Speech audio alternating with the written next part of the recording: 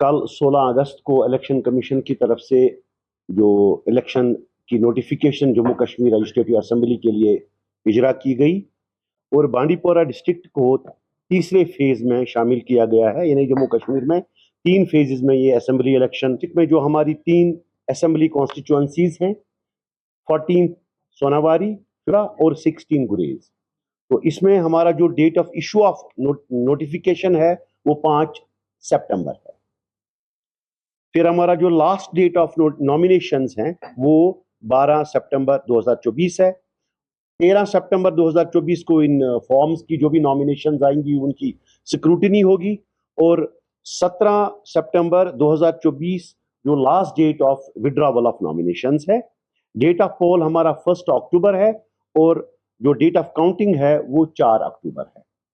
तो 3 जो हमारी असेंबली कॉन्स्टिट्यूएंसीज हैं ये चूंकि मुख्तलिफ जोग्राफिकल पोजिशंस में हैं, इसलिए जो अलग अलग इकदाम लिए गए हैं इस पोल को कंडक्ट करने में, इसको मॉनिटर करने में। तो इसमें जो हमारे पास पोलिंग स्टेशंस हैं वो 312 है और जो लोकेशंस हैं वो 220 है। सोनावारी में हमारे 137 पोलिंग स्टेशंस है, बांडीपोरा में 144 हैं और गुरेज में 31 हैं।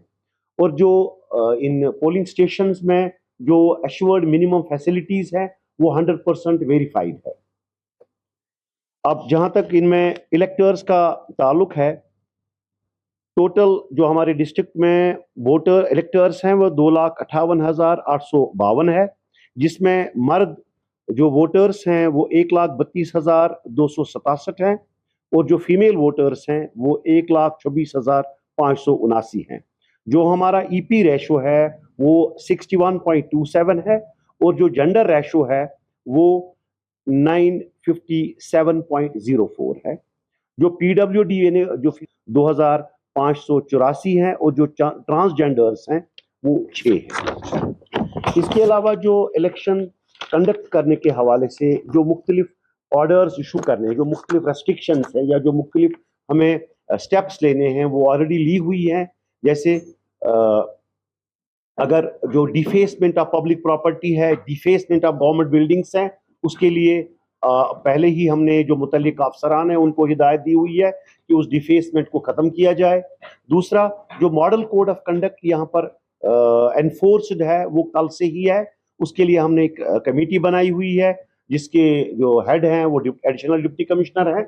वो एमसीसी को पूरी तरह से मॉनिटर करेंगे और जहां पर भी कोई शिकायत होगी एमसीसी के हवाले से वो उसकी वेरिफिकेशन करेंगे और फिर जो भी कोई एक्शन लेना होगा वो उनकी रिकमेंडेशन से लिया जाएगा। जहां तक इलेक्शन में इंटिमिडेशन, ब्राइबरी, ग्रेटिफिकेशन जो है, अगर उसके हवाले से कोई कंप्लेंट आती है तो उसमें भी एडीसी साहब जो एमसीसी के हेड हैं, इस कमेटी के हेड हैं, तो वो इसमें वेरीफाई करेंगे और फिर जो भी उसमें एक्शन लेना है वो उसमें रिकमेंड करेंगे और उन्हीं की रिकमेंडेशन के मुताबिक एक्शन लिया जाएगा। तो हमारी ये कोशिश रहेगी कि मैक्सिमम नंबर ऑफ वोटर्स इसमें पार्टिसिपेट करें। तो पिछला जो पार्लियामेंट्री इलेक्शन है उसमें हमारा वोटर टर्नआउट था 60.68%।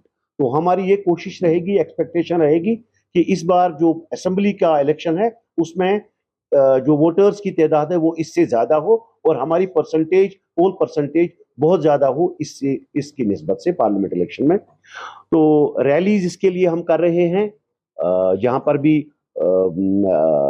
जो इलेक्शन डिपार्टमेंट के जरिए से डिबेट्स करवाएंगे, सेमिनार्स, पेंटिंग्स और इसके अलावा हाउस टू हाउस अवेयरनेस किया जाएगा बीएलओज और जो हमारी इलेक्शन मशीनरी है उनके जरिए से, ताकि मैक्सिमम नंबर ऑफ वोटर्स इसमें एजुकेट हो और वो पार्टिसिपेट करें इस